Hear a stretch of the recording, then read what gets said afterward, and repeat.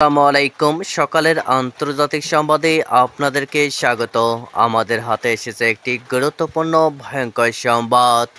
কাতার ও ইরাকে মার্কিন ঘাঁটিতে ইরানের ক্ষেপণাস্ত্র হামলা, এ নিয়ে থাকবে বিস্তারিত আলোচনা। মার্কিন বোমারু বিমান ইরানের পারমাণবিক স্থাপনায় হামলা চালানোর একদিন পর প্রতিশোধমূলক অভিযানে ইরানের সশস্ত্র বাহিনী কাতারে অবস্থিত আমেরিকান সামরিক ঘাঁটিতে ক্ষেপণাস্ত্র হামলা চালিয়েছে। কাছাকাছি সময়ে ইরাকের মার্কিন ঘাঁটিতেও ইরানের হামলার খবর দিয়েছে দেশটির একাধিক গণমাধ্যম। ইরানের রাষ্ট্রীয় গণমাধ্যম প্রেস টিভি এই খবর প্রকাশ করেছে। প্রতিশোধমূলক অভিযানের সাফল্য দাবি করে এক বিবৃতিতে ইরানের সশস্ত্র বাহিনী বলেছে, ইসলামিক প্রজাতন্ত্রের পারমাণবিক স্থাপনাগুলির বিরুদ্ধে যুক্তরাষ্ট্রের অপরাধী সরকারের স্পষ্ট সামরিক আগ্রাসনের প্রতিক্রিয়ায় এই অভিযান চালানো হয়েছে। বিবৃতিতে মার্কিন আগ্রাসনকে আন্তর্জাতিক আইনের স্পষ্ট লঙ্ঘন হিসাবে বর্ণনা করা হয়েছে।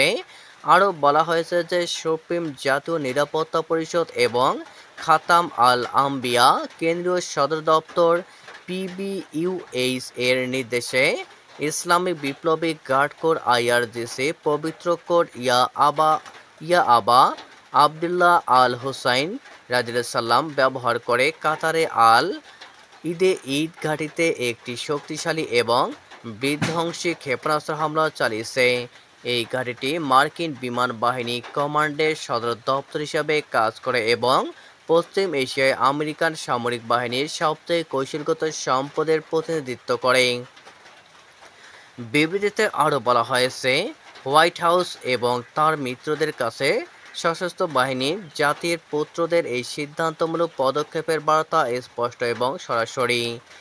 ইসলামী প্রজাতন্ত্র ইরান তার আঞ্চলিক অখণ্ডতা, সার্বভৌমত্ব বা জাতীয় নিরাপত্তার কোনো লঙ্ঘন কখনো জবাবহীন রাখবে না।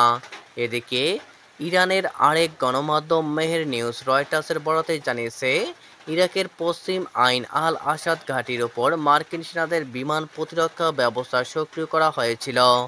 ইরানের প্রতিশোধমূলক ক্ষেপণাস্ত্র হামলা নিঃসন্দেহে সংযুক্ত আরব আমিরাতের আকাশসীমা বন্ধ করে দেওয়া হয়েছিল।